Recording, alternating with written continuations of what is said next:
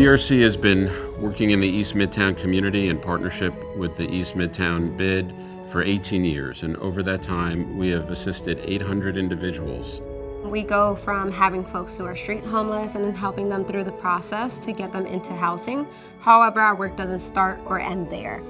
Doe Fund's mission is to break the cycles of homelessness, incarceration, and substance abuse through paid work to help transform lives so they become independent and responsible individuals like myself. The team itself does all the sanitation, graffiti removal, painting of the street furniture, pick up the garbage bags and drop them off at the Department of Sanitation, along with whatever else we're asked for from the bid.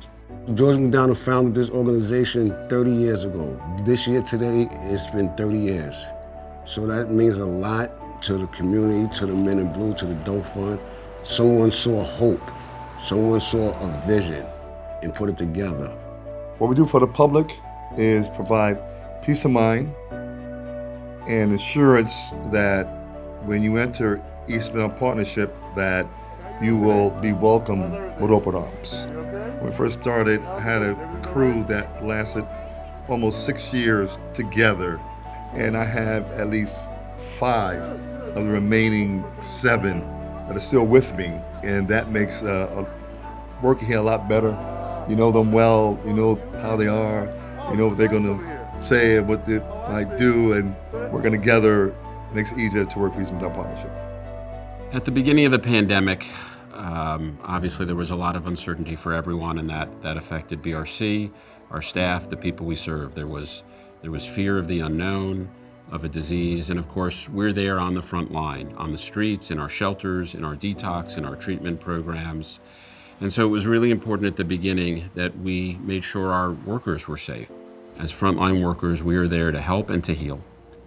Coming into work and not knowing, it was like a ghost town. I guess there was a sense of fear. Our workers that are in the field, the trainees, they didn't miss a beat. We suited up everybody with the PPE, gloves, masks, and so on. And guys wanted to go to work. They wanted to do the right thing. They wanted to give back. And that's what we did. Psychologically, I was impacted by, on my way to work, you passing hospitals and you seeing big trucks with bodies being hauled off. And just visualizing that and just saying, wow. So we made sure we social distance in the vans. We made sure the guys had masks, gloves, sanitizer, and whatever else they needed daily. There wasn't as much garbage as there usually is, so we began to sanitize all the street furniture.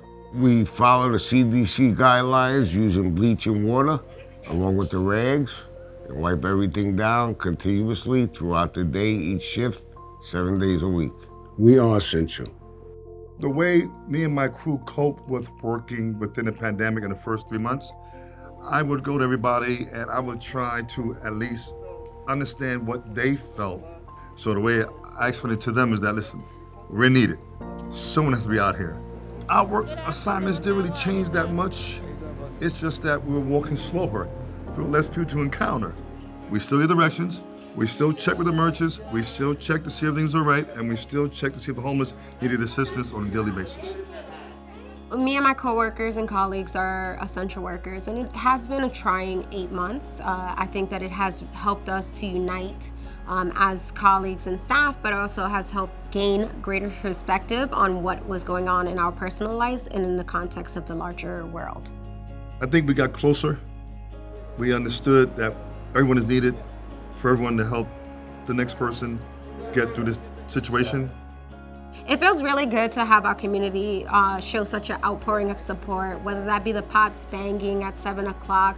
That really did, provide inspiration to myself to continue the good fight, I know walking into stores and having people being able to interface with us about, clients that they're seeing and how we are helping those individual clients was really inspirational.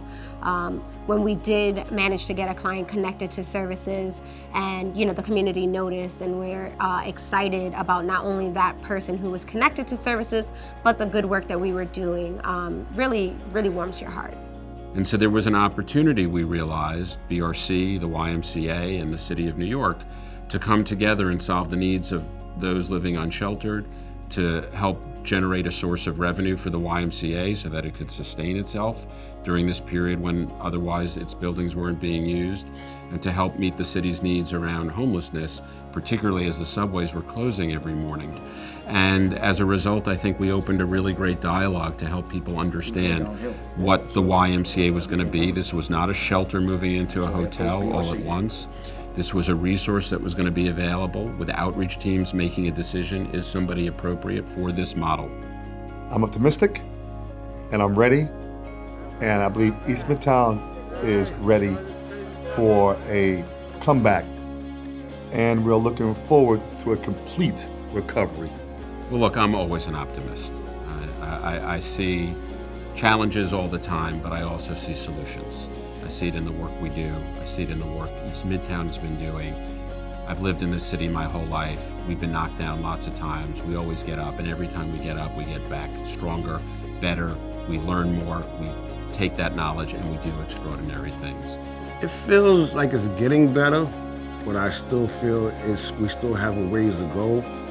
I think the Doe Fund is much appreciated by the community. We're keeping the quality of life high. I definitely see the light at the end of the tunnel, and I can see even with the uptick of traffic, I see the uptick of the personality of New York City coming back. I feel positive about it. The state of the city is coming back. I believe in it. I'm a New Yorker. That's great.